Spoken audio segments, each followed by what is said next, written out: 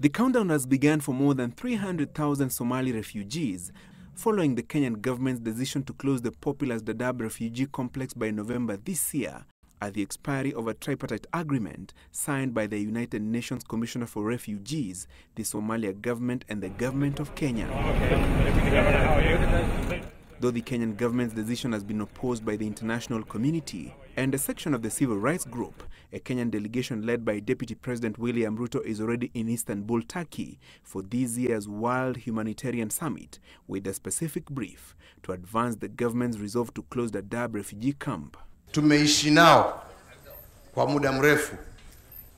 Imefika wakati na kwa heshima hatutaki kuwasukuma kwa vibaya kwa sababu ni jirani. Na jirani hatutaki aondoke na hasira.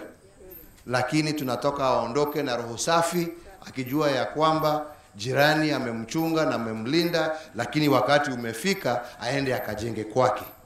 It's a decision that forced United Nations Secretary General Ban Ki-moon to dispatch a high-level delegation for a meeting with President Uhuru Kenyatta on Friday to convince him to rescind the government's decision on repatriation of the refugees.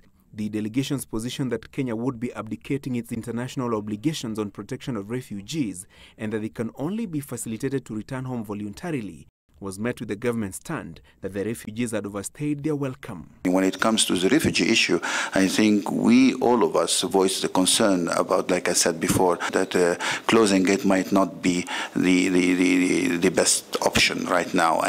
The Kenyan delegation in Turkey will be advancing the government position that the Dadaab refugee camp had been turned into a hideout for extremists and a launchpad for terror attacks, the most recent being the Garissa University College that saw 147 students lose their lives.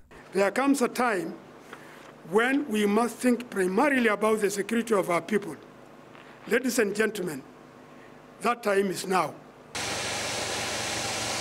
There is also the question of funding to the African Union mission in Somalia, AMISOM, that Kenya is a major contributor to. European nations have slashed funding to AMISOM and argued that many parts of Somalia had been pacified after the militant elements were pushed out.